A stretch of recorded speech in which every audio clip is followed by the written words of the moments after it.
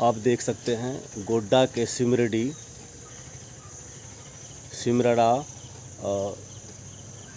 शाही नगर मछिया सिमरड़ा में है। और ये अपना संत मत मंदिर महर्षि में ही शाही स्मृति धाम है, आप देख सकते हैं। और अब आपको अंदर का दृश्य दिखाते हैं। ये रहा गेट, जो कि बाबा का गेट। यहाँ पे जो बाबा हैं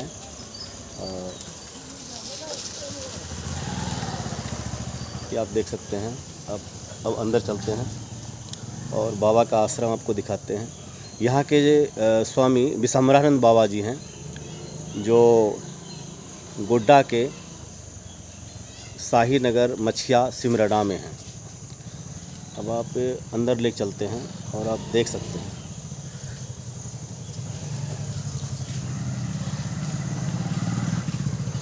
ये बाबा के मंदिर हैं और ये बाबा के बगीचे हैं, जो बहुत सारे पेड़ हैं, पौधे हैं। और आपको लेके चलते हैं। ये आप देख सकते हैं, ये मंदिर है बाबा के, जिसमें सत्संग होते हैं। आप देख सकते हैं। आपको ले चलते हैं बाबा के मंदिर, जहाँ संत सदगुरु महर्षि मही जी के आश्रम है और यहाँ पे बाबा विराजमान हैं। आप देख सकते हैं। आप ये मंदिर है बाबा के। यहीं पे सत्संग, भजन, स्तुति, प्रार्थना होते हैं। और आप देख सकते हैं यहाँ पे बाबा जो है, बाबा का आसन लगा हुआ है, जहाँ पे प्रवचन करते हैं। ये आप देख सकते हैं। यहाँ श्रोता वगैरह बैठते हैं। और आगे चलते हैं। आप इधर देख सकते हैं, ये बाबा के फुलवाड़ी है।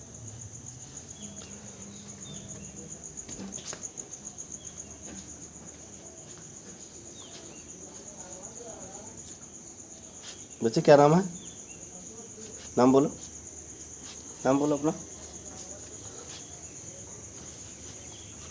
ये देख सकते हैं व्यवस्था बाबा का। यहाँ बहुत अच्छी व्यवस्था है। यहाँ बाबा के ये देख रखते हैं, शौचालय हैं यहाँ पे।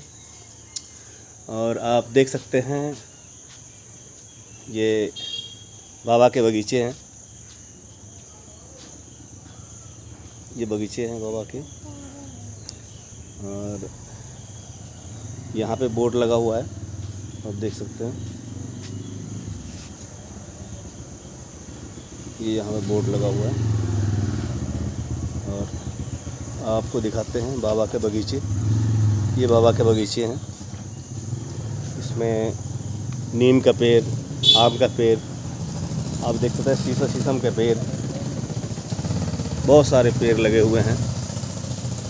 और यहाँ पे अरहर का पौधे भी हैं। बहुत ही बढ़िया मनोरम बाबा के मंदिर हैं। बहुत ही अच्छा लगा मुझे। और यहाँ व्यवस्था भी बहुत अच्छी है। ये आप देख सकते हैं, बगीचा है, ये बाबा के बगीचे हैं। ये यहाँ पे देख सकते हैं, ये बाबा के बगीचे हैं। ये बरगद के पेड़ हैं, आप देख सकते हैं। यहाँ पे चापाकल देख सकते हैं, यहाँ चापाकल है। ये बहुत ही मनोरम, बहुत ही अच्छी जगह यहाँ पे हैं, जो कि आप देख सकते हैं। सहजन का पेड़, बहुत सारे पेड़ लगे हुए हैं। आगे बाबा आने पे आपको बाबा के दर्शन कराएंगे। बहुत ही मनोरम स्वामी विशंभरानंद जी महाराज जी का ये भवन कुटिया है। और इनमें अभी चद्दर के शेड लगे हुए हैं और यहाँ पर भी ढलाई वगैरह नहीं हुए हैं।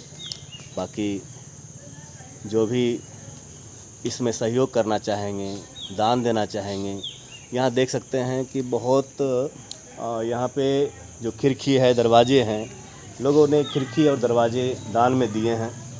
आप देख सकते हैं ये खिड़की है, दरवाजे है जो लोगों ने दान दिए हैं। ये पंखे देख सकते हैं, बहुत अच्छा व्यवस्था है। और यहाँ हमारे माताजी हैं, देख सकते हैं माताजी भी कुछ जड़ी बूटी का काम कर रहे हैं, ये देख सकते हैं। और अब हमारे बाबा विषमरानंद जी महाराज जी आगे आ चुके हैं, अब कुछ बातें बताएंगे। ये देखें बाबा कुछ बताएं अपने आश्रम के बारे में। यहाँ पे देखते हैं कि शेड, टीन का शेड लगा हुआ है। हमने लोगों को आग्रह भी किया है कि कुछ सहयोग करना चाहें तो बाबा को सहयोग कर सकते हैं इस मंदिर को बनाने में, जो कि ये विशाल मंदिर बने और यहाँ पे भव्य लोगों का आना जाना लगा रहे। और बाबा बताएंगे, बाबा बताएं कब से यहाँ पे ये आश्रम कब से है? यह आश्रम तो वैसे बहुत पुराना है। इस आश्रम को जो हमारे राधेव महर्षि परमहंस जी महाराज थे, उसी समय में यहाँ पर आश्रम का निर्माण हुआ था। कौन थे परमहंस जी महाराज? संत सदगुरु महर्षि में परमहंस जी महाराज। अच्छा अच्छा। इनके समय में यह आश्रम का निर्माण हुआ था जी। कब का? निर्माण होने के बाद जो है यहाँ पर एक हमारे ग्रामीण थे पंचू दास, उन्हीं के माध्यम से आश्रम का निर्माण हुआ। और उस आश्रम में यहाँ के लोगों को शिक्षा विहीन देखने के कारण से गुरुदेव ने कहा कि यहाँ के लोगों को पहले भौतिक विद्या ज्ञान चाहिए, इसलिए यहाँ पर भौतिक विद्या का भी पढ़ाई कराई। उसी आश्रम में लोकल जो पढ़े लिखे लोग थे उसको रख करके यहाँ पर पढ़ाई लिखाई कराते थे और सिर्फ उसको भोजन मिलता था। अब भोजन खा करके बच्चों को ज्ञान शिक्षा देते थे। धीरे धीरे जब कुछ विकसित हुआ तो उसके घर में जाकर के शिक्षक लोग जाते थे और कहते थे, पुरानी कहावत यहाँ की, माँ के अर्जल बाप के अर्जल निकाल रे बबुआ। तो वही जो घर में उसको जो कुछ ना पैसा जो रखा रहता तो वो पैसा उसके शिक्षक के स्वागत में उसके माता पिता लोग देते थे। उसके बाद इस क्षेत्र के में मुखिया का चुनाव का माहौल आया। मुखिया चुनाव में एक यहाँ के ब्राह्मण कुलभूषण थे मंगनी ठाकुर, और यहाँ पर के एक साहू परिवार के थे नरसिंह मंडल जी, वो मुखिया में खड़ा होना चाह रहे थे। तो उनको आके कहा कि ब्राह्मण के इज्जत बचाओ तो रहे, ये सत्संग भवन में इसका स्कूल बनाएगी। जिस कारण से उन्होंने उसको अपना वचन पूरा किया। उसी सत्संग मंदिर को स्कूल के रूप में परिणत कर दिया, इसको मध्य विद्यालय सिमरडा के नाम से जाने जाते हैं। लेकिन ठीक उसी के यादगारी को उजागर करने के उसी के बगल में एक छोटा सा कुटिया का निर्माण किया, जो आप देखें अभी ये टीन की शेड बना हुआ है। तो इसी में हम लोगों का एक है कि यह महाविद्यालय है, इसमें आकर के मानवता की पढ़ाई होती है। इसमें रात दिन ईश्वर से कैसे मिलें, ईश्वर के पास कैसे जाएं, ईश्वर का रास्ता क्या है, और ईश्वर को प्राप्त करने के बाद मेरा जीवन का सारा दुख ही समाप्त हो जाएगा। इस दुखालय रूपी संसार से छुड़ाने का काम इस विद्यालय का काम है। इनको हम लोग सत्संग मंदिर के नाम से जानते हैं। वैसे तो इसका नाम मैंने नामकरण किया हूँ महर्षि में स्मृति धाम संत शाही नगर सिमरडा के नाम से।